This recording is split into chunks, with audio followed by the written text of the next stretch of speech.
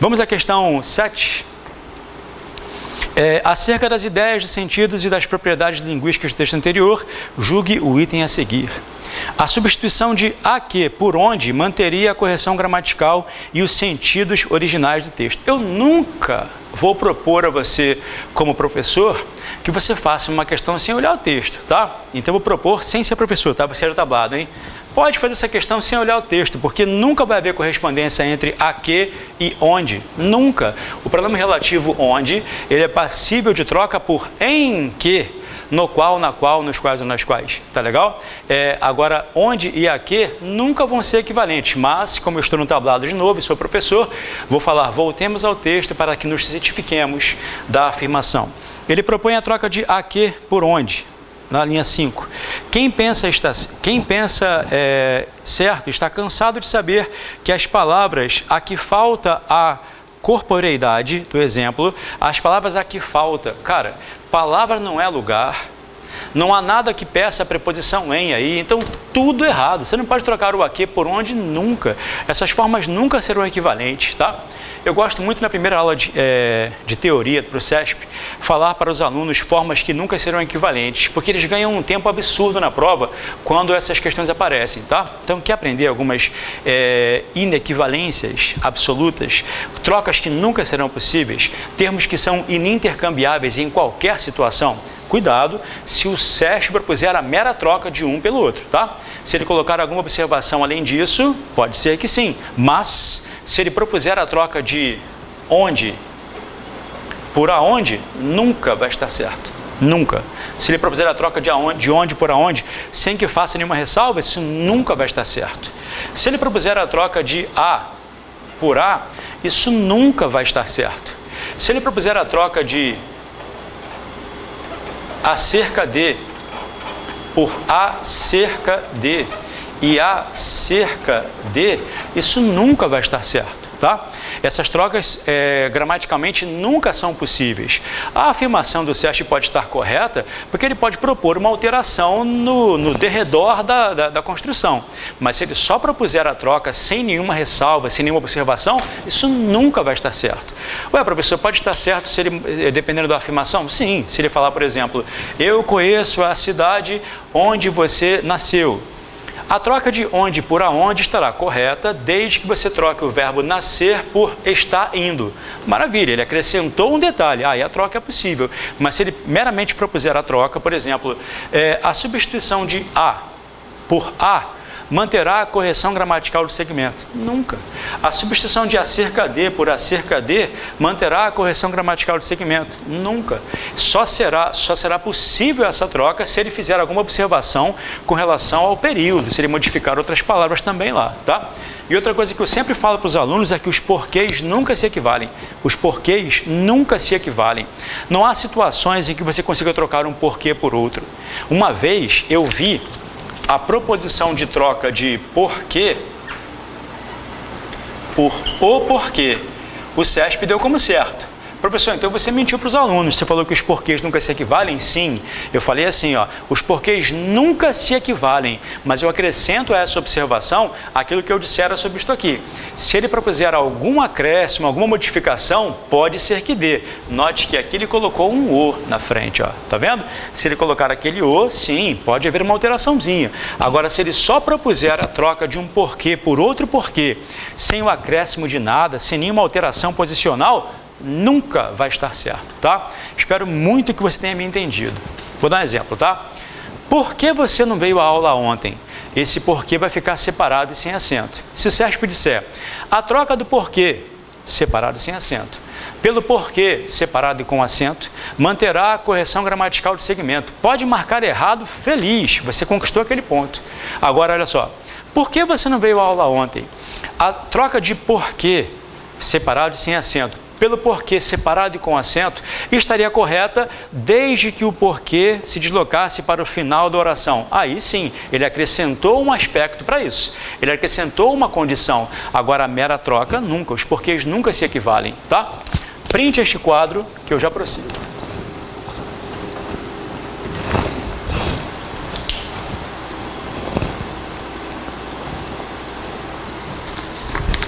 Vamos lá? Questão 8, né, agora. Com relação aos aspectos linguísticos desse texto, julgue o item a seguir. A retirada do sinal indicativo de crase em as gargalhadas preservaria os sentidos e a correção gramatical do texto. Improbabilíssimo, mas vamos ver, né? Linha 7. Tenho ótimas recordações de lá e uma foto da qual gosto muito, da minha infância, as gargalhadas, vestindo um macacão, que minha própria mãe costurava com bastante capricho. Se você tirar o indicador de crase aí, você muda a correção e o sentido original, tá? As gargalhadas vai receber o indicador de crase quando tiver um caráter modal, né?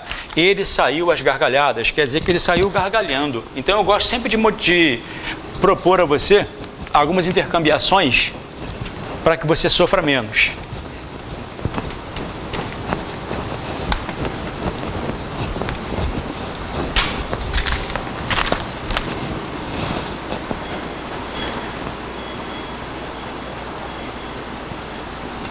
Ele caminhava às gargalhadas. Este indicador de crase aqui, quando você para pensar nele, você fica muito confuso, porque não há um regente que peça a preposição a. Eu vou tentar explicar de forma bastante sintética e de forma bastante clara para você, tá?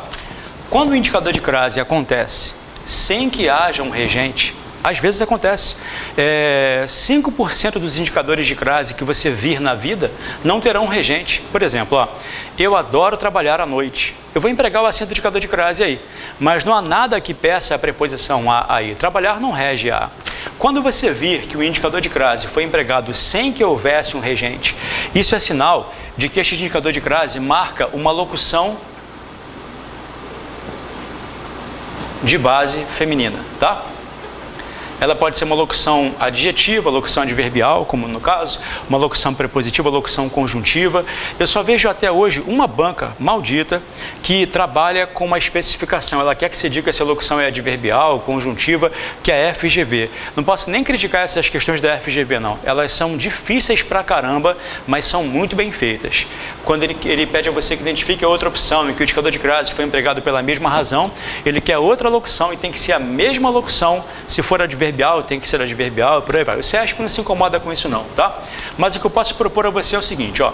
Se você vir o indicador de crase empregado sem que haja um regente, é porque marca uma locução feminina, locução adverbial, locução prepositiva, tá? E no caso de as gargalhadas, para que você tenha certeza de que deve receber o indicador de crase, você tem que perceber que consegue trocar por gargalhando. Ele caminhava às gargalhadas, ele caminhava gargalhando, tudo bem? Então tá certo, tá? Professor, bota uma situação aí sem indicador de crase, olha só. Ele ouvia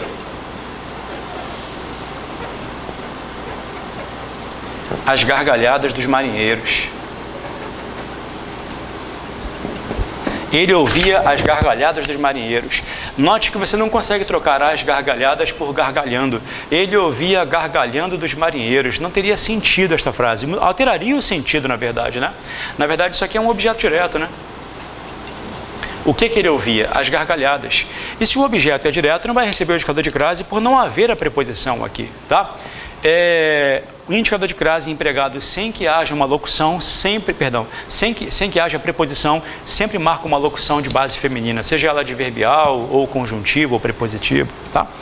Então, ele fala aí, a retirada do acento do sinal indicativo de crase em as gargalhadas preservaria os sentidos e a correção gramatical do texto? Errado. Na melhor das hipóteses, retirar o acento indicativo de crase pode até manter a correção gramatical, mas manter o sentido é muito improvável, tá? Vamos à nona. O uso do acento grave em a mistura racial é facultativo. Olha, eu aprendi já quais são os casos facultativos, não já? Enquadra-se em algum deles? Não, então está errado. Mas eu vou conferir, porque eu sou desconfiado. Lá na linha 13 está assim, ó.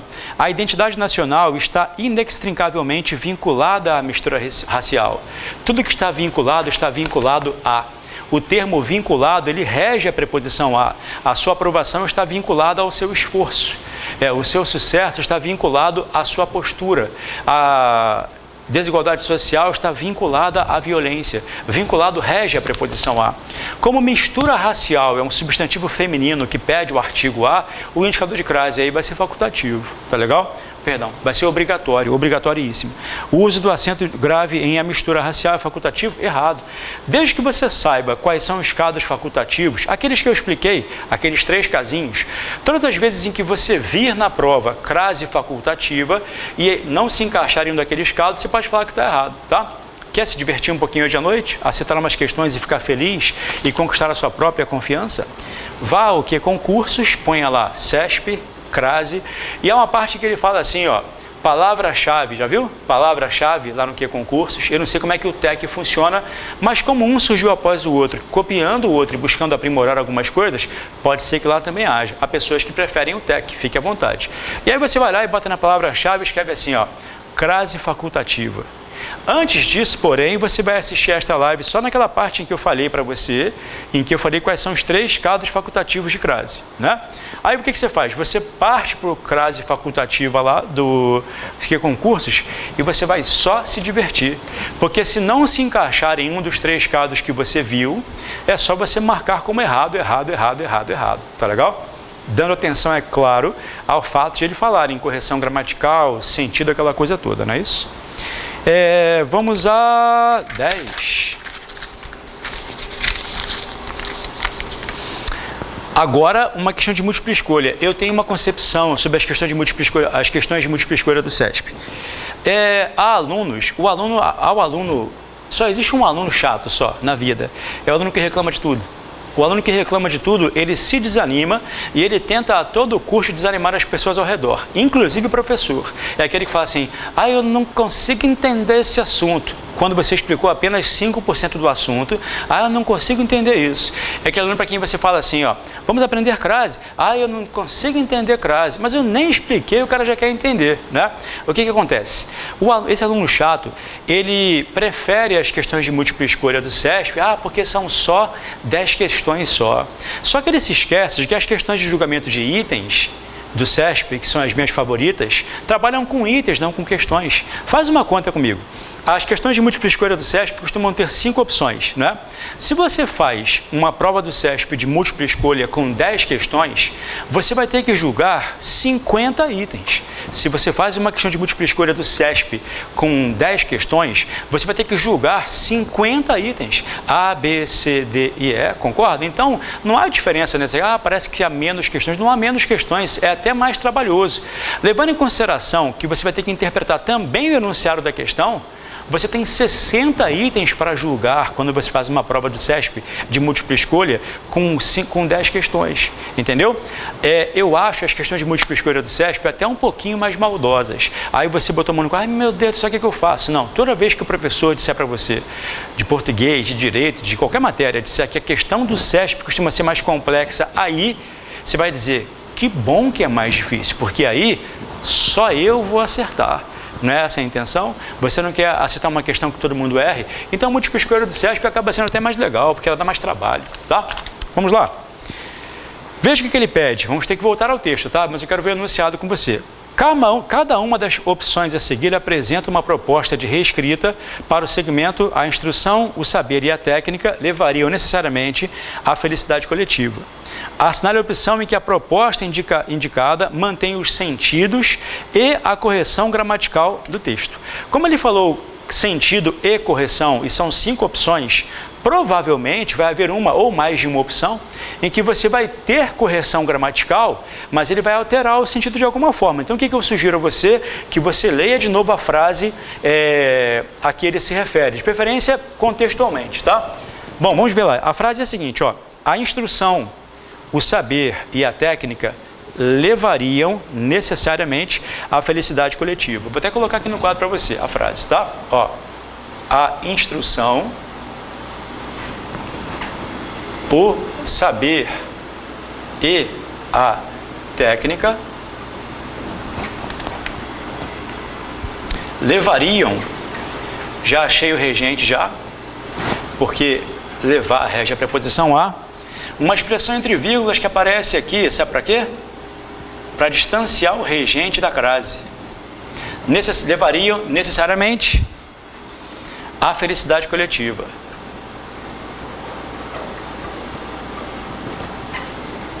Primeiro vamos compreender tudo que diz respeito a esta estrutura aqui, tá? Por que o verbo levariam está no plural? Porque ele tem um sujeito composto, ó. A instrução, o saber e a técnica levariam. O verbo está no plural em concordância com o sujeito composto que aparece aqui, tudo bem? O verbo levar, ele rege a preposição a. Rege? Sim, rege. O seu pai não levou você ao parque de diversões? O estudo não leva você à vitória? A dedicação à matéria levará você ao conhecimento? Levar rege a preposição a, tá? As vírgulas foram empregadas aqui para marcar o deslocamento do adjunto adverbial. A posição original dele seria aqui no final, né? A instrução, o saber e a técnica levariam a felicidade coletiva necessariamente. Tá legal? E aí, as vírgulas aqui isolam um advérbio deslocado, vírgulas estas que são facultativas em virtude de ser um advérbio de pequena extensão.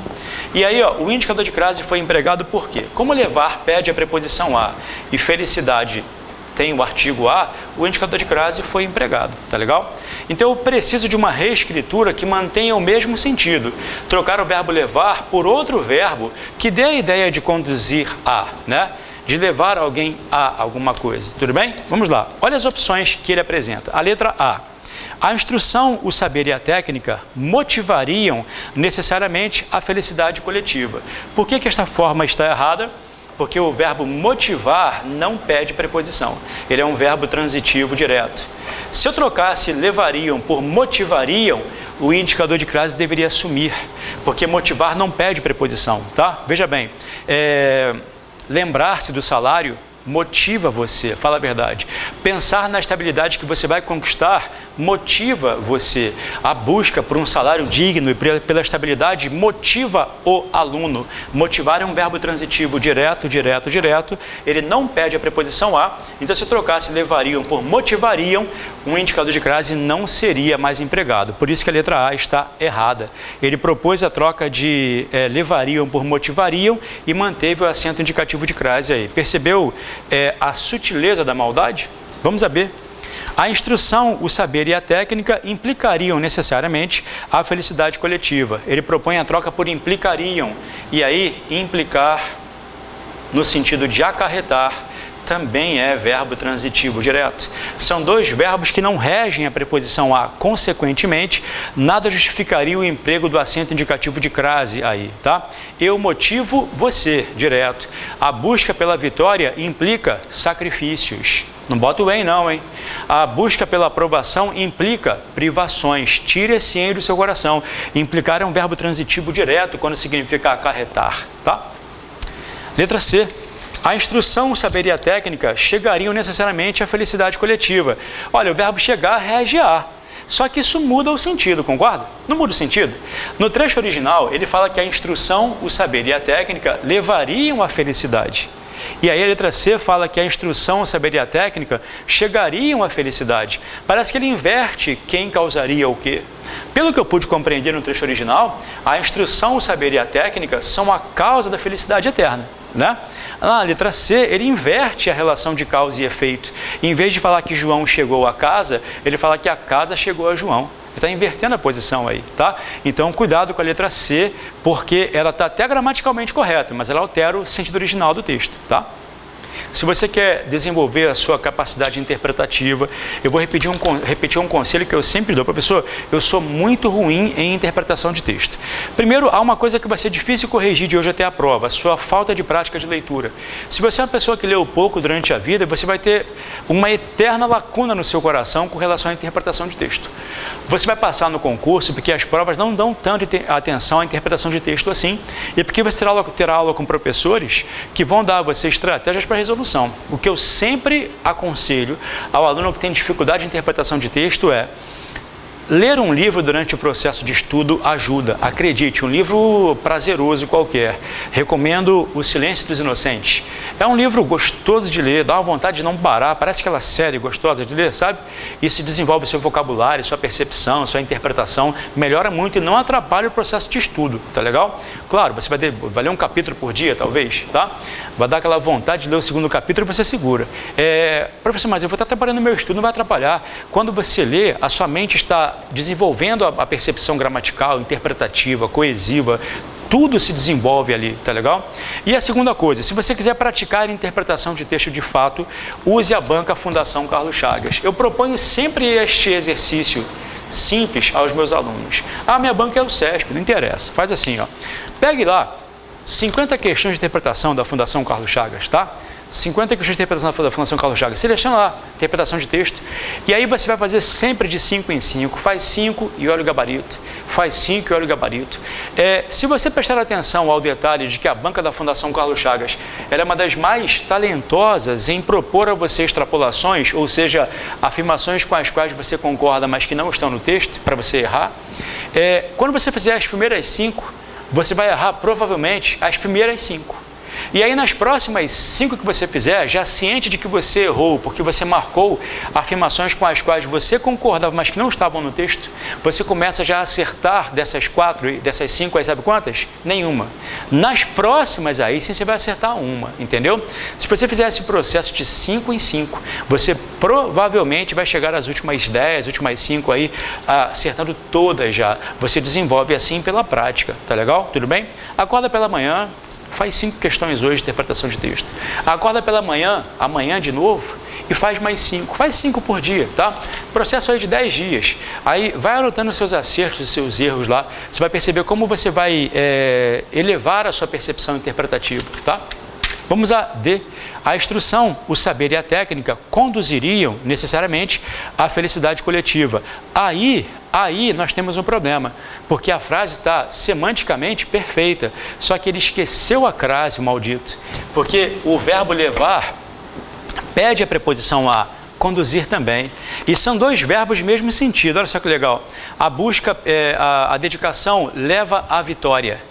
A dedicação conduz à vitória. Tá certo, o indicador de crase deveria ser empregado em ambos os casos e ele não empregou aí, ó. A letra D quase que o meu coração marca, porque dá muita vontade, não dá? Eu concordo com a ideia, ó. A instrução, o saber e a técnica conduziriam necessariamente à felicidade coletiva. De fato, conduzir pede a preposição a. E ele esqueceu o indicador de crase aí. A minha esperança recai sobre a letra E. A instrução, o saber e a técnica proporcionariam necessariamente a felicidade coletiva. Professor, mas ele não botou o indicador de crase. Sim, porque o verbo proporcionar não pede preposição. Proporcionar é um verbo transitivo direto. Ué, por que as demais não estavam certas então? Porque ele empregou o crase quando não deveria ser empregado, empregado o indicador de crase, ou porque ele alterou o sentido. A única que mantém o sentido original e a correção gramatical é a letra E. Chame a sua mãe, seu pai, seu tio neste momento para que eles ouçam a seguinte frase. Chamou? Vamos lá. Ouça a frase aí, mamãe, papai, titio. Ó, a instrução, o saber e a técnica levariam necessariamente à felicidade coletiva. Agora, ouça a letra D. A instrução, o saber e a técnica proporcionariam necessariamente a felicidade coletiva. Qualquer pessoa que não saiba gramática vai perceber que o sentido é o mesmo. Mas o mais importante foi perceber que, na frase original, ele emprega um verbo que rege a preposição a, que justifica o acento indicativo de crase aqui. E na letra E, ele emprega um verbo que não rege a preposição a, o que justifica a ausência do indicativo de crase na letra E. A letra E é a resposta porque ela mantém a correção e o sentido. Pausa para printar o quadro que eu já faço com você a questão 11.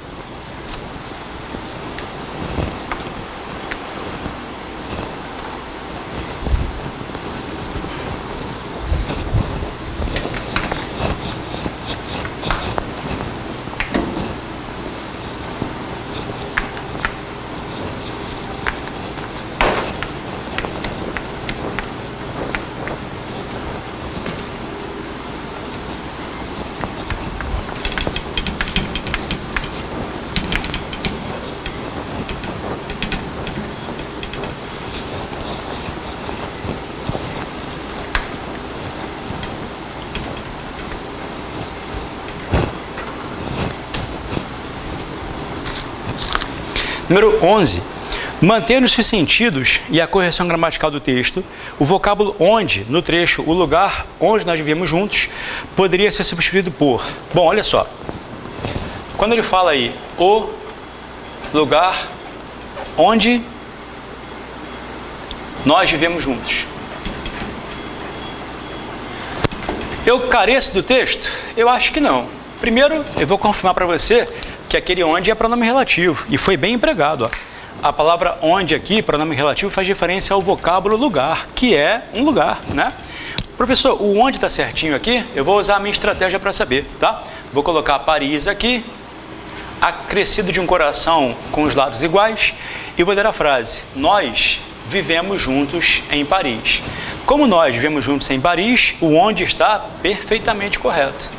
O professor de português me disse hoje, e eu confio nele, que o pronome relativo onde sempre será passível de troca por em que.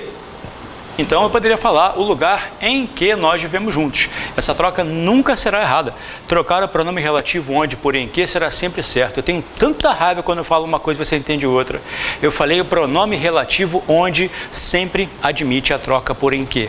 Ué, então eu posso perguntar: em que você mora? Esse onde não é pronome relativo. O onde que você emprega em frases interrogativas é um advérbio interrogativo e não um pronome relativo. O pronome relativo onde é aquele cujo antecedente é um lugar, ou até a palavra lugar mesmo, né? Esse será sempre passível de troca por em que, tá? E também será passível de troca por no qual, ou na qual, ou nos quais, ou nas quais. Sabe qual é a diferença? É que você sempre pode trocar o onde por em que. E você pode trocar o pronome relativo onde ou por no qual, ou por na qual, ou por nos quais, ou por nas quais. Como é que você escolhe qual destes aqui é adequado para a situação em que ele se insere? Simples, observando qual é o seu referente anafórico. Você vai ter que reparar se este termo é masculino, feminino, singular ou plural. O lugar é um termo masculino. O lugar é um termo singular. Então você poderia colocar aqui, ó, no qual. Os demais estariam corretos em outras situações. Então você poderia construir esta frase de três formas: o lugar onde nós vivemos juntos, o lugar em que nós vivemos juntos, ou o lugar no qual vivemos juntos, tá? Vou colocar a mãozinha aqui, ó, para ficar bem claro para você, tá legal? O lugar no qual. Ficaria na qual se fosse a cidade. Ficaria nos quais se fossem os países. Ficaria nas quais se fossem as regiões, tá? Trocar onde por em que? Sempre, sempre, sempre, quando for relativo. No qual, na qual, nos quais, nas quais, depende do termo antecedente, tá? Aí agora é só você analisar as opções que ele propõe. Pronome relativo onde, na letra A ele propõe por o qual, nunca. Na letra B ele propõe por em que, já é a resposta, tá legal? Já é a resposta. Sempre será possível a troca de onde por em que, quando onde for pronome relativo. É que, nem pensar, de cujo de jeito nenhum e aonde você poderia ter já eliminado, quando o professor disse a você, o professor eu, que onde e aonde nunca são equivalentes. Tudo certo aí? Beleza? Desenvolvemos então uma malandragem. O onde nunca equivale ao aonde. O pronome relativo onde sempre será passível de troca por em que, ou no qual, na qual, nos quais, as quais. No qual, na qual, nos quais, nas quais, o que vai determinar qual dos quatro você vai empregar é o referente. Se for masculino singular, no qual. Feminino singular, na qual. Plural é plural masculino, nos quais. Plural feminino, nas quais, tá? Vamos a 12. Na linha 4, o acento indicativo de crase em à meia-noite poderia ser suprimido, sem comprometimento da correção gramatical do texto, uma vez que é facultativo o uso de artigo definido feminino antes de termos que indicam horário, como meia-noite. Está de sacanagem, né? Deveria haver três opções: certo, errado e está de sacanagem. Não é facultativo o emprego do indicador de crase nas indicações de horas, não. Se for uma indicação de hora exata de fato, você sempre vai empregar o indicador de crase, claro, se for uma hora feminina, né? Por exemplo, ó, eu acordei às 10. Indicador de crase, pode ser às 10 horas, ele pode colocar assim, mas sempre tem que empregar o indicador de crase quando você, olha o macete, consegue trocar por ao meio-dia, tá? Só por precaução, para saber se realmente está indicando horas ali, tá legal? Qual a diferença entre esta frase aqui, ó? Eu acordei a 1h. Eu acordei a 1h. Se a frase fosse assim solta, sem contexto, né? Eu acordei a 1h, eu acordei a 1h. o SESC poderia propor o seguinte, ó, a troca de A 1 hora por A 1 hora mantém a correção gramatical do segmento. Mantém a correção, muda completamente o sentido, mas mantém a correção. Acordar a 1 hora com o indicador de crase significa que você acordou quando o relógio marcava 1 da tarde ou 1 da manhã. Acordar a 1 hora com H significa que você acordou 1 hora atrás, entendeu? Agora são, por exemplo, 2h30. Se você acordou a 1h30, você acordou a 1 hora, entendeu? Você acordou 1 hora atrás. Se você acordou a 1 hora, você acordou quando o relógio marcava 1 hora da manhã ou 1 hora da tarde, tá? A troca seria possível, mas alteraria o sentido. Mas vamos lá, por precaução, dar uma olhadinha na linha 4 aí, ele fala assim, ó. Mas gostei de chegar em casa quase à meia-noite. O indicador de crase aí é obrigatoriíssimo, tá? Tem que ser empregado. Reparou que ele botou um erro de regência aí, né? Chegar em casa. Ué, professor, a prova pode fazer isso? Não foi a prova que fez. A prova reproduz um texto. E a reprodução do texto, fiel, reproduz os erros que o texto cometeu às vezes. Então, se você pega um texto escrito por um autor que não tem lá grandes preocupações gramaticais, a preocupação dele é informar. Ele não quer nem aí, não está nem aí se a gramática pede a preposição em ou a preposição a, ele escreve. O SESC vai lá e copia aquele texto. Ele não está inserindo um erro proposital, ele está copiando literalmente o texto como foi escrito. O que pode acontecer de vez em quando é o autor da prova, né, o SESP lá, o professor da prova, ele percebe um erro de português no texto e pode propor a você que diga se aquele texto está certo ou errado, de acordo com a ótica gramatical. Mas sim, pode haver erros de português nos textos. Entenda que quem escreve os textos não é o SESP. Você vai encontrar algumas construções, olha que legal, em Machado de Assis, que são gramaticalmente equivocadas do ponto de vista gramatical. Existe um desvio gramatical que é muito frequente nos textos de Machado de Assis, que é até meio herege falar que existem erros de português em Machado de Assis, né? Que é uma construção que era muito bonita no século XVIII, século XIX, era muito bonito copiar os franceses. Em francês, falar algo do tipo, eu caminhava a Avenida Beira-Mar, em francês, isso está corretíssimo, é o A com o indicador de crase aí. Só que na língua portuguesa não funciona assim, eu caminhava na avenida. Então aquela construção que você encontra muito em textos jurídicos aí, ó, já viu? Fulano de tal, residente à Rua das Oliveiras. Isso é um erro de regência clássico, né? Residente a está errado, certo é residente na. Segundo preceitua a norma gramatical brasileira. Agora, esse erro adveio de um galicismo, né? Em francês está certo. Como era muito chique copiar a grafia francesa, passou-se a empregar essa construção aí muito frequentemente. Se cair na prova é erro de regência, tá? Pausa para printar que eu já prossigo.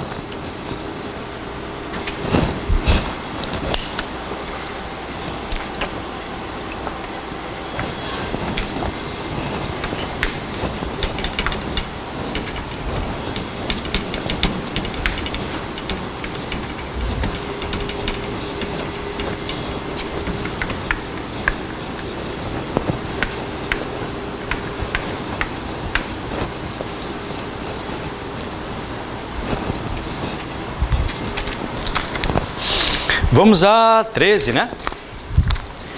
Com relação às propriedades linguísticas do texto, julgue os itens a seguir. Ó, é parecido com o padrão IBFC, né? Eles fazem 3 afirmações e mandam você julgar as afirmações ali. Quer que você diga quais afirmações estão certas, quais estão erradas. Ou seja, uma prova de 10 questões pode ficar grande pra caramba, porque o cara pode colocar isso, julgamento do item dentro da questão de múltipla escolha, né? Vamos lá. Eu vou olhar as afirmações e volto ao texto quando é necessário, tá? Número 1, o referente da forma verbal passassem é o termo as pessoas. Quando ele fala o referente da forma verbal e o verbo está no singular ou no plural, ele quer dizer basicamente o sujeito. Ou se o pronome relativo for o sujeito, o que? O antecedente dele. Basicamente, o que explica o fato de o verbo estar no singular ou no plural, tá? Vamos à linha 6, por favor. Lá na linha 6, vamos começar na linha 4, lá no finalzinho, ó. Desse modo, o poder de tributar está na origem do Estado ou do ente político, a partir da qual foi possível que as pessoas deixassem de viver no que Hobbes definiu como estado natural e passassem a constituir que as pessoas passassem a constituir, afirmação correta. Você reparou que eu ignorei a parte entre parênteses, né? As partes que aparecem entre parênteses ou entre travessões são partes que são inseridas ali. No processo de leitura para concordância ou para crase, você pode ignorá-las, sem problemas, tá? Então, ó, vamos ler de novo. Desse modo, o poder de tributar está na origem do Estado ou do ente político, a partir da qual foi possível que as pessoas deixassem de viver no que Hobbes definiu como Estado natural e passassem a constituir. As pessoas passassem a constituir. Repara que a afirmação ela é muito correta ao não dizer que pessoas é sujeito de passassem. Diz apenas que passassem tem como referente as pessoas, ou seja, está no plural para concordar com as pessoas, tá? Então, o número 1 está correta, tá legal? Cuidado, porque o sujeito não é pessoas. Isso é um caso bizarro em que o pronome relativo que é o sujeito, ou então esse sujeito já for citado lá atrás e fica subentendido, tá? E é o caso, olha só. Desse modo, o poder de tributar está na origem do Estado ou do ente político, a partir do qual foi possível que as pessoas deixassem, blá blá blá, e passassem, que as pessoas deixassem, que as pessoas passassem. Está tão distante o sujeito que você perde até um pouco da noção de concordância, mas o sujeito é as pessoas mesmo, não é pronome relativo não. O passassem concorda com as pessoas aí sem problemas, tá? É uma questão de concordância que poderia ter sido formulada de outra forma. Ele poderia ter colocado assim, ó, o verbo passassem está no plural em concordância com o termo as pessoas. Essa é outra forma que o CESP tem de falar que o verbo está em concordância com o termo X. Entendeu? Ele pode falar assim, ó, o verbo cantavam está em concordância com o termo os cantores. Ou então, a forma verbal cantaram tem como referente os cantores. Para eles é a mesma coisa, tá? 2. As formas pronominais presentes em gerila e financiá-la possuem referentes distintos no texto. É o lá, na verdade, tá? Gerila e financiá-la. Gerila e financiá-la. Ele está dizendo que este lá aqui se refere ao mesmo lá de financiá-la. É uma questão que é difícil de matar sem olhar o texto, porque tanto lá quanto lá são femininos. Tanto lá quanto lá estão no singular. Então, eles podem sim ter o mesmo referente. Só vou matar isso olhando o texto, né? Linhas 9 e 10. Vamos lá. Tá. Pega na linha 7, por favor. Logo abaixo, pula a partezinha dos parênteses e passassem a constituir uma sociedade de fato. E passassem a constituir uma sociedade de fato. E geri-la, ou seja, gerir a sociedade, mediante um governo e financiá-la, estabelecendo, tanto geri-la quanto financiá-la se referem à sociedade. Gerir a sociedade, financiar a sociedade. Quer ler de novo? Olha só. E passassem a constituir uma sociedade de fato. A geri-la mediante um governo e a financiá-la, estabelecendo assim uma relação clara entre governante e governados. Tanto o lá de geri-la quanto o lá de sociedade fazem referência à sociedade, tá? Afirmações 1 e 2 estão corretas, né? Agora, interprete o enunciado. As formas pronominais presentes em geri-la e financiá-la possuem referentes distintos no texto. Cuidado, está errado então a afirmação. Porque o referente é o mesmo, então a número 2 está errada, perdão. Ele fala que os referentes são distintos, mas não, é o mesmo referente. Ó. Como é o mesmo referente, o número 2 está errada. Né? Você fez assim agora, bom, tomei um susto, sim, eu não li o enunciado todo. Cuidado, os referentes aí não são distintos, é o mesmo referente. Tá? 3. O referente, de novo, da forma pronominal ele, é a expressão o poder de tributar. Temos que ler. Linha 17. Lê a 16 comigo. Em decorrência disso, a condição necessária, mas não suficiente, para que o poder de tributar seja legítimo, é que ele emane do Estado. É que o poder emane do Estado. Então, ele fala que o ele faz referência ao poder de tributar, afirmação correta. Afirmações corretas 1 e 3, certo? 1 e 3. Letra A de amor, tá? As afirmações 1 e 3 estão corretas, letra A é a resposta. O erro da afirmação 2 foi falar que o referente do lá e do lá são referentes distintos. Na verdade, é o mesmo referente aqui, faz referência à sociedade. Tá? Vamos a 14.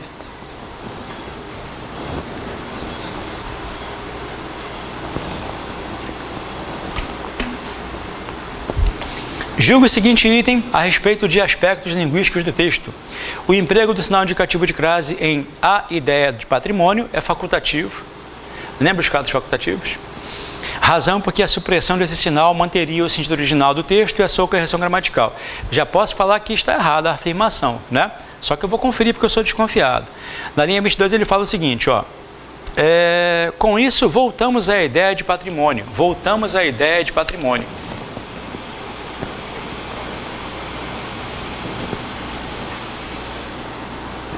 Voltar, rege A. Quem volta, volta A. Ideia, artigo A. Voltamos à ideia de patrimônio, como voltamos a Paris, voltamos a Nova York, ou seja, voltar, rege A. Ideia pede o artigo A, o indicador de crase aqui é obrigatoriíssimo para ser facultativo, ou seja, com manutenção de correção e sentido, tem que se enquadrar em um dos 3 casos que nós vimos lá. Nome de mulher, após até, e com os 5 possessivos a que me referi, desde que acompanhem os substantivos explícitos na oração, tá legal? Foi o que eu falei, você vai se divertir hoje à noite se colocar lá, palavra-chave, crase facultativa, CESP, todos os casos facultativos que aparecerem lá, que eles propuserem facultativas as crases, se você ver que não se enquadra no que você aprendeu, pode dar como errado, tá? 15 agora, né? Vamos a 15. A questão 15 se repete.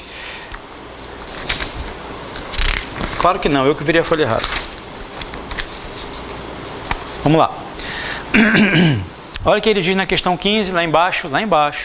É facultativo o emprego do acento indicativo de crase em a outra, de modo que a sua supressão não comprometeria a correção gramatical e os sentidos originais do texto. Não, né? A outra. Volta lá, se quiser dar uma olhadinha no número 26 lá. Onde é que está? Tá. Mas não tardou que a primitiva cedesse a outra.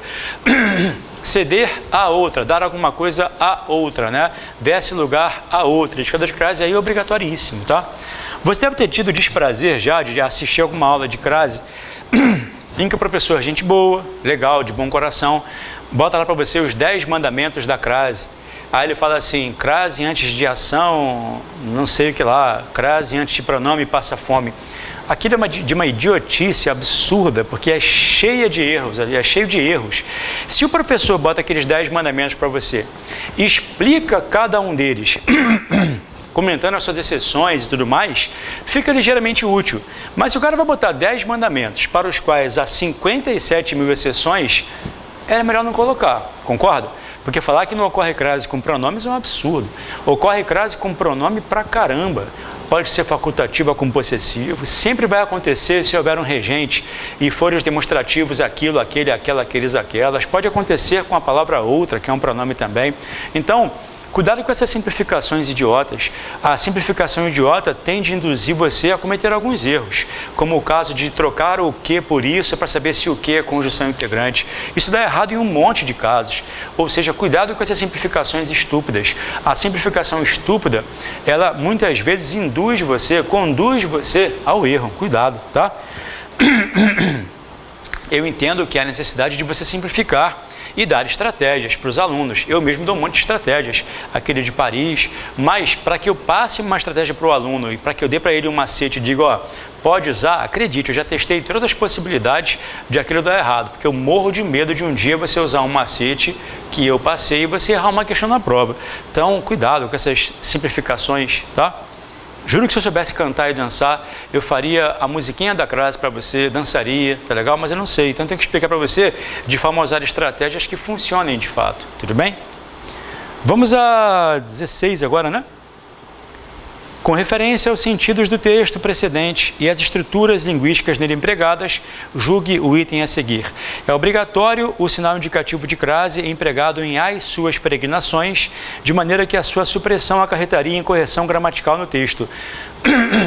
Se houver um regente que peça a preposição a, o indicador de crase aí é obrigatoriíssimo. Repara que ele falou o sinal do indicativo de crase aí, linha 11. Olha só.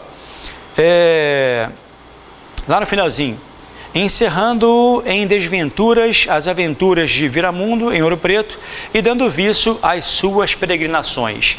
Quem dá viço a. Nós temos um regente que pede a preposição a, se na sequência ele coloca as suas peregrinações, o indicador de crase aí é obrigatoriíssimo.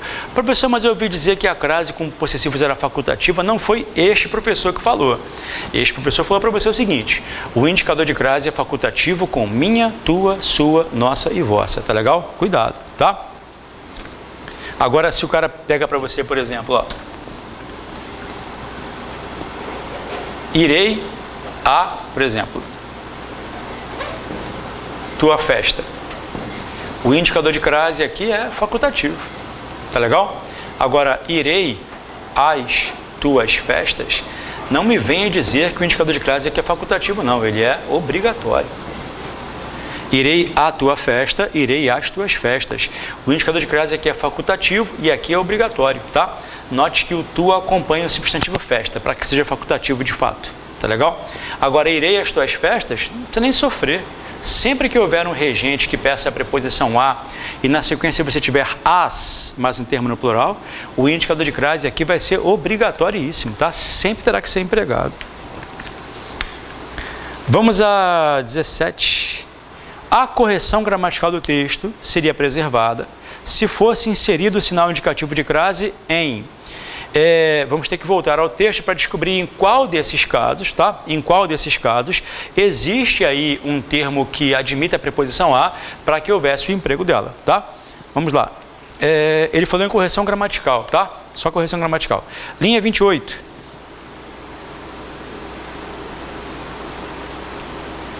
Suficiente para atender a demanda das 7,3 bilhões. Aí ele colocou o verbo atender. A resposta já é essa já, tá?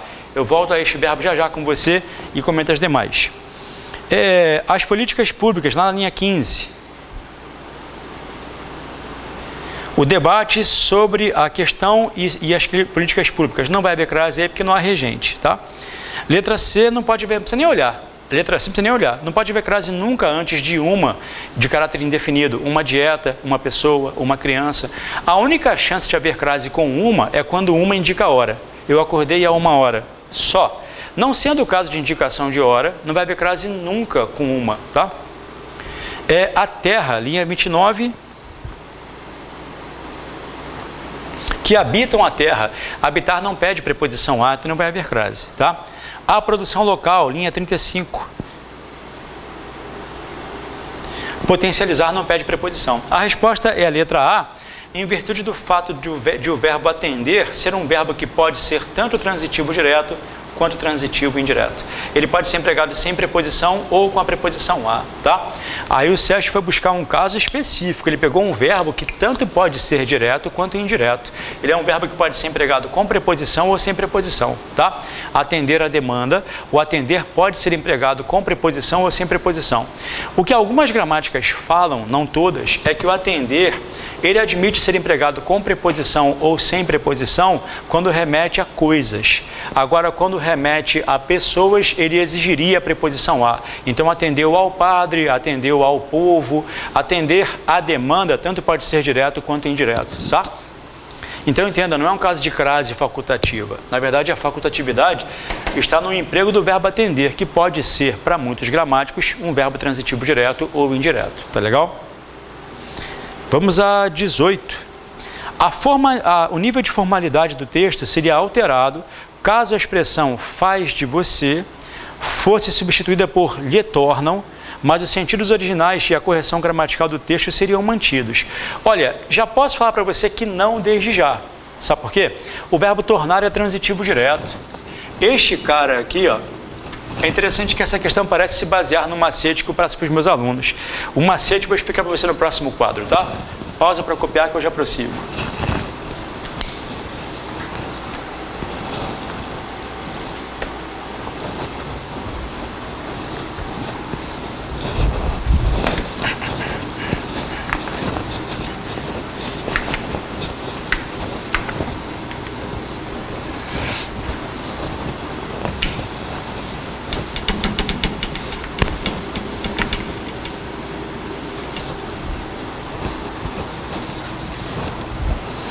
Bom, a questão aí trata do emprego deste cara.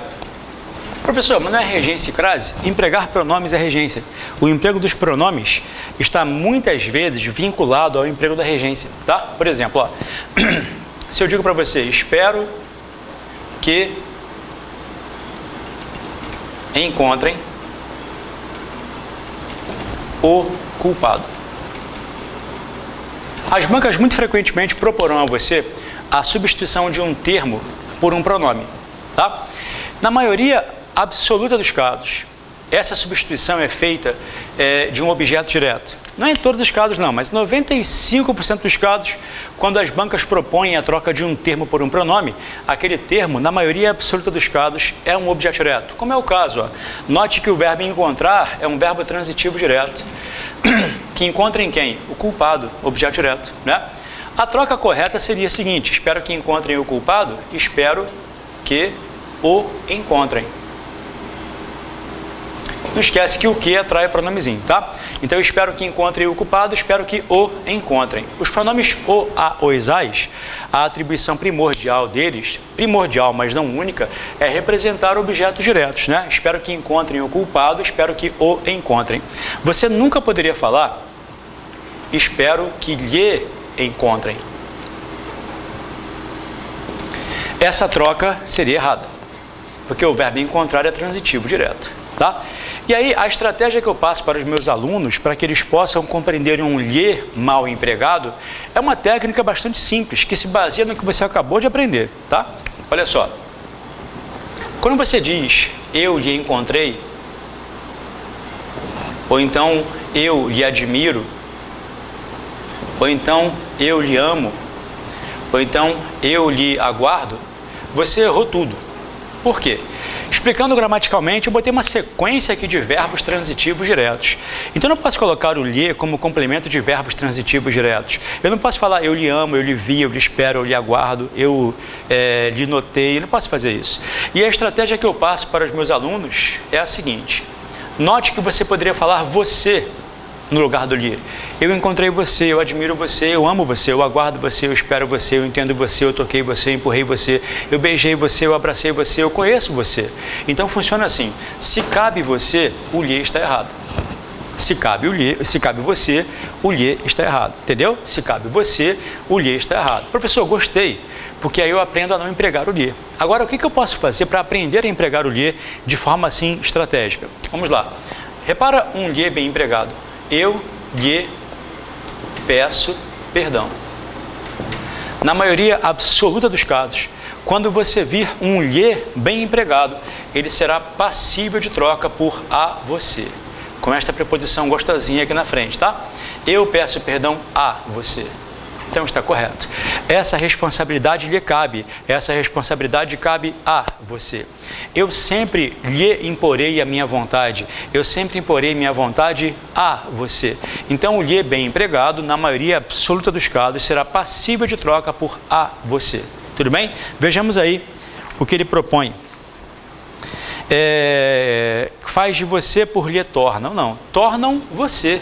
Né? O estudo lhe torna inteligente, o estudo torna você inteligente. Então, o estudo o torna inteligente, o estudo a torna inteligente, o estudo te torna inteligente, mas o estudo lhe torna inteligente, não. Tá legal? Tornar é um verbo transitivo direto, você não pode botar o lhe como complemento dele, tá?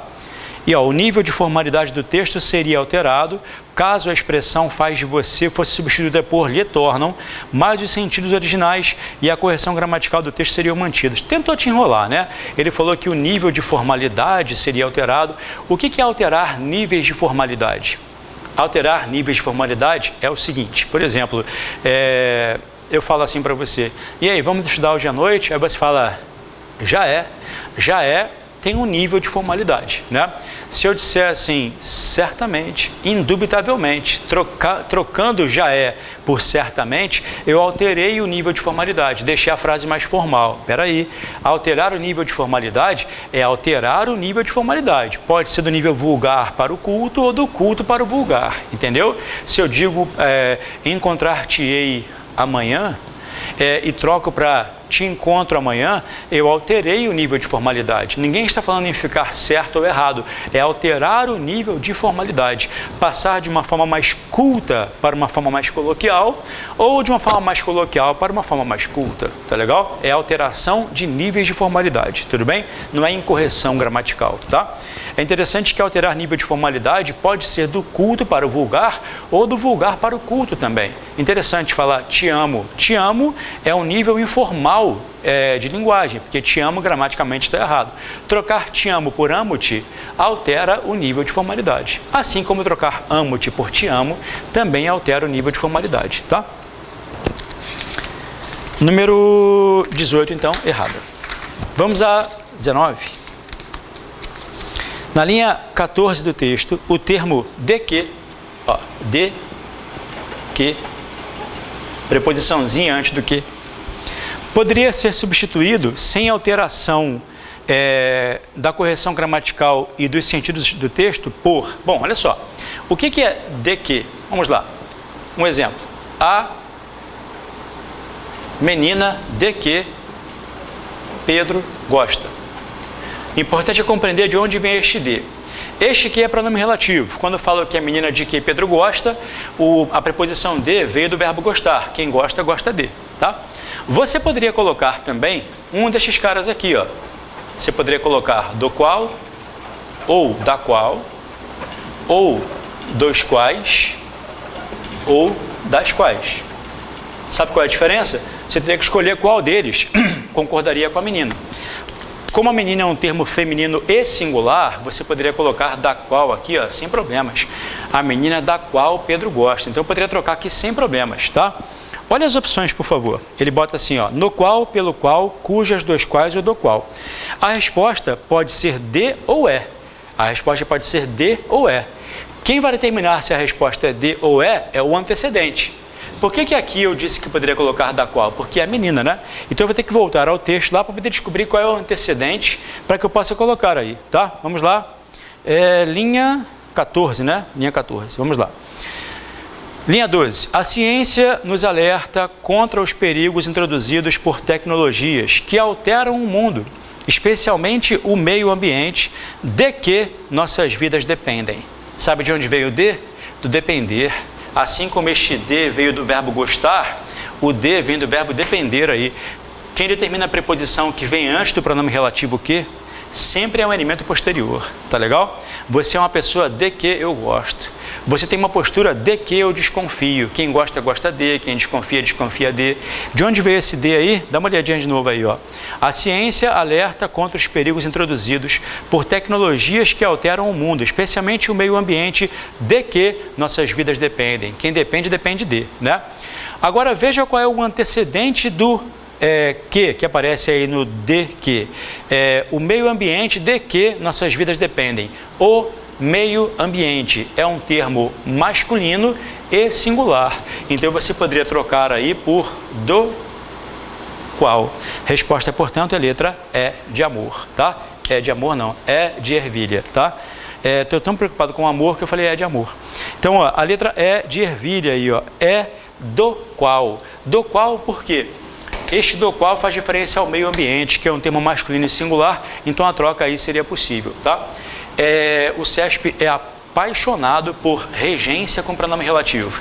A preposição que vem antes do pronome relativo que, ela é determinada pela oração que o pronome relativo introduz. Se a oração que o pronome relativo introduz, que é chamada de adjetiva, lembra? Tem um termo que peça a preposição de, ele fica antes do que. Preposição a, antes do que. Sempre assim, tá? Vou dar 5 exemplos para você aqui, batendo papo, para o seu coração começar a se acostumar, tá? Você é uma pessoa a que todos fazem elogios. Por que eu falei a que? Porque quem faz elogios a. Tudo bem? Só que você defende um certo ponto de vista com que eu não consigo concordar. Com que eu não consigo concordar. Quem concorda, concorda com. Tudo bem? Ontem encontrei o rapaz porque Maria sempre foi apaixonada. Por que é por quê? Porque quem é Apaixonado é apaixonado por. Então, a preposição que rege o relativo é sempre ditada por um termo posterior a ele. Por isso que você fala assim, ó, há poucas pessoas em que eu realmente confio. Por que é em que eu realmente confio? Porque quem confia, confia em, tá legal? Há pessoas de que nós temos que nos distanciar. Por que é de que? Porque quem se distancia de, tá? Bom, pausa aqui para copiar que eu já prossigo.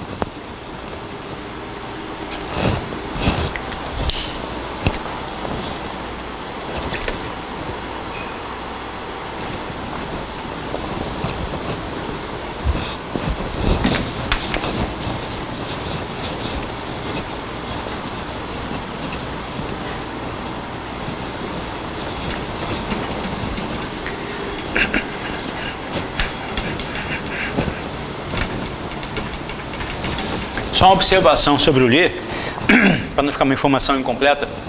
Quando você diz, eu lhe toquei a face, este lhe também está certo, tá? Este lhe também está certo. O lhe também vai estar certo quando for igual a seu, sua, seus, suas. Eu lhe toquei a face equivale a dizer que eu toquei a sua face. Ele pode expressar posse também. Quando você fala assim, ó, todos lhe criticam as atitudes, todos criticam as suas atitudes. Eu lhe supliquei o perdão, eu supliquei o seu perdão, tá? Quando você vira esse lhe passivo de troca aí por seu, sua, seus, suas, ele vai estar certo também e vai ter função sintática de adjuntas nominal, não será objeto indireto, e vai expressar posse. Vamos a 20, né? O emprego da preposição sobre justifica-se pela regência de, lá na linha 2. Toda vez que o CESP quiser que você diga de onde veio uma preposição, de, sobre, a, com, para, por, você vai ter que buscar o chamado regente. Ou seja, o cara que pediu aquela preposição ali, tá?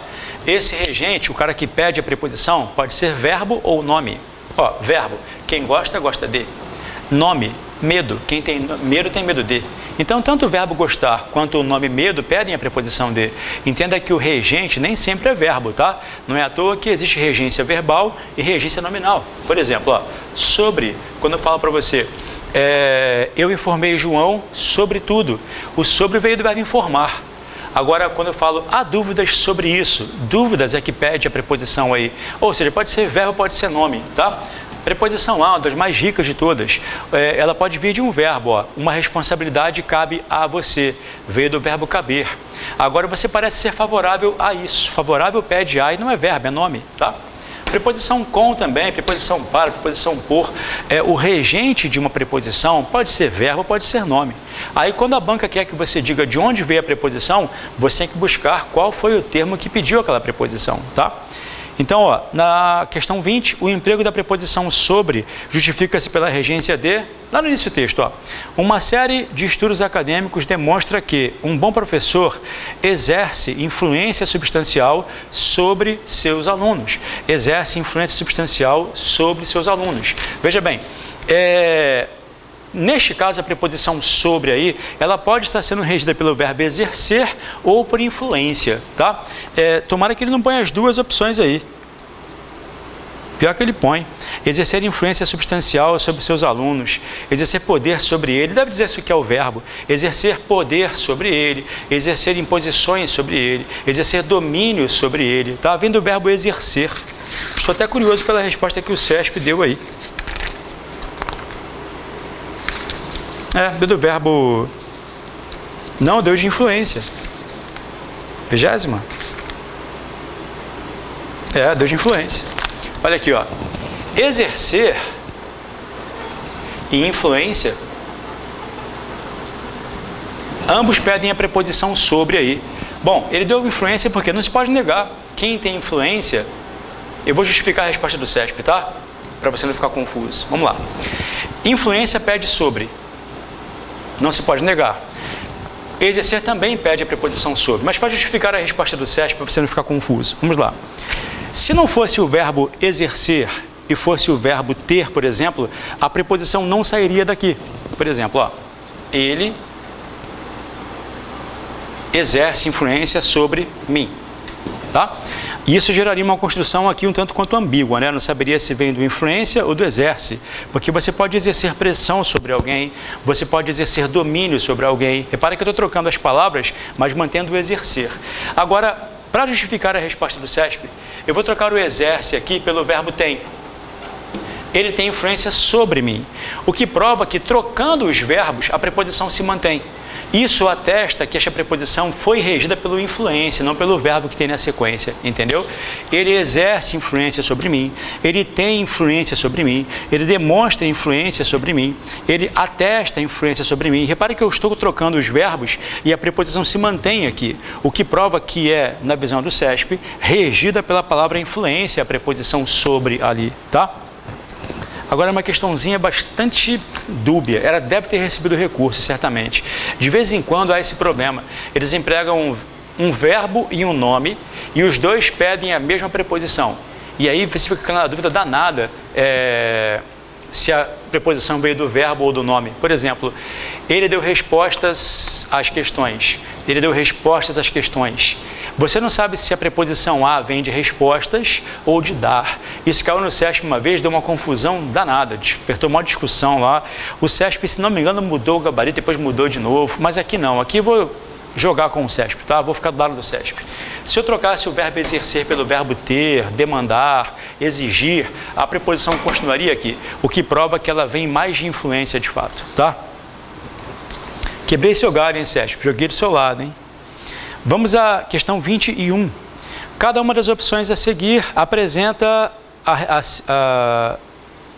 Cada uma das opções a seguir apresenta uma proposta de reescrita do trecho devido à sua rigidez administrativa, inadequação das normas e grande quantidade de regulamentos. Assinale a opção em que a reescrita, além de manter o sentido, sublinha sentido, por favor, da informação originalmente apresentada, também preserva a correção gramatical do texto. Ele quer aquela reescrita com manutenção de sentido e de correção, o que é um clássico no CESP. Pausa para copiar aqui que eu já explico para você a questão.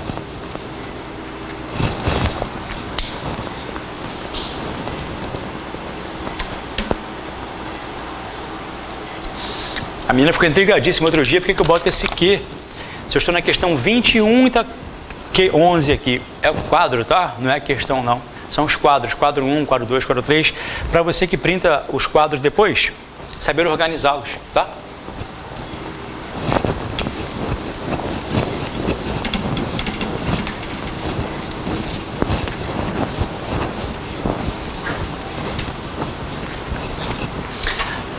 Dá para fazer mais uma aí, não dá? Vamos fazer a questão 21? Vou botar no quadro aqui como é que está, tá? Ó. Devido a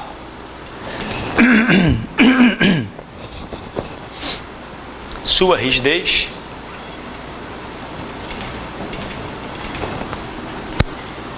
administrativa,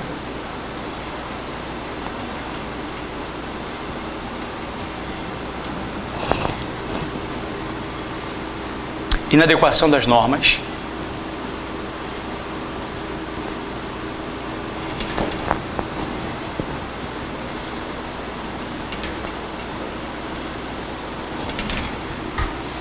e grande quantidade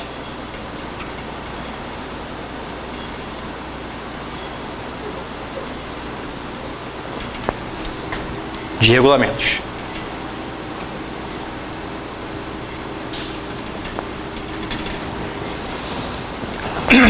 Devido rege a, tá?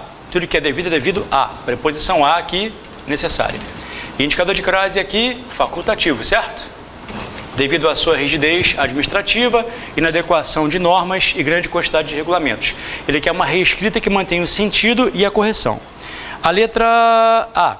Devido à sua rigidez administrativa, a inadequação das normas e a grande quantidade de regulamentos. Já é essa, já. O que ele fez? Aqui ele empregou a preposição e o artigo, no primeiro caso, e deixou o subentendido dos demais. Na proposta de reescritura, ele faz isso com todas. Devido à sua rigidez administrativa, a inadequação das normas e a grande quantidade de regulamentos. Ele botou a preposição aqui e nos demais casos todas com artigo. Letra A já é a resposta já. Ela mantém a frase correta e mantém o mesmo sentido. Agora, achemos os erros das demais. A letra B. Devido à sua rigidez administrativa, a inadequação faltou indicador de crase.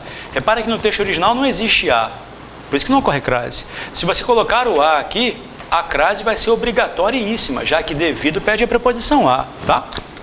Na letra C, devido sua foi horroroso, porque devido sempre rege a, né? Depois que você passar, eu perguntar, por que você passou? Olha, eu passei devido à minha dedicação, devido rege a, tá? A letra C está horrorosa. A letra D, devido à sua rigidez administrativa, a inadequação das normas e grande... Peraí, se ele botou preposição e artigo no primeiro, preposição e artigo no segundo, ele tem que botar preposição e artigo no terceiro, senão ele vai de encontro aos princípios do paralelismo, né? Paralelismo é o seguinte, se você colocou preposição em um, tem que colocar em todos, tá legal? E a letra E já começou mal, né? Devido sua, não, é devido a sua, tudo bem? Qual é a sua tarefa para hoje à noite? Acabou esta aula, acabamos agora. Vai tomar aquele Nescau geladinho, dar uma respirada. Se quiser assistir a live de novo, a aula mais uma vez para criar mais base. Aí você vai começar a fazer a partir da questão 22. Vai fazendo aos poucos, anotando as suas dúvidas aí e enviando para mim, tá? Eu vou tentar começar a próxima aula fazendo algumas referências às questões que vocês me enviarem como dúvidas, tá? Enviem as dúvidas por fórmula que eles vão me dizer. Na próxima aula eu começo fazendo menção às dúvidas que me foram enviadas, para que eu possa comentá-las. Inclusive da aula anterior também. Se alguém tiver dúvida, manda por fórmula. Manda para mim não, que é difícil que eu veja lá. Eu tenho dificuldade de achar são muitas mensagens que chegam ao mesmo tempo lá. Então, manda por fórmula, eles vão me indicar qual é a questão. E eu começo a aula que vem comentando as questões que geraram dúvida antes que eu comece a matéria nova. Tudo certo, então? Então, aguardo você na semana que vem com um novo assunto. Faça as questões que estão aqui, consulte o gabarito, tá? Essas questões foram tiradas do que concursos. Então, se você for ao que concursos, os comentários que estão lá vão esclarecer muitas das dúvidas que você tiver, mas se ainda assim as dúvidas se mantiverem, você vai anotá-las, mandar por fórmulas, vão comentar comigo e na semana que vem a gente vê, tá? Boa tarde a todos aí, façam as questões hoje até o final, tá legal? Boa tarde.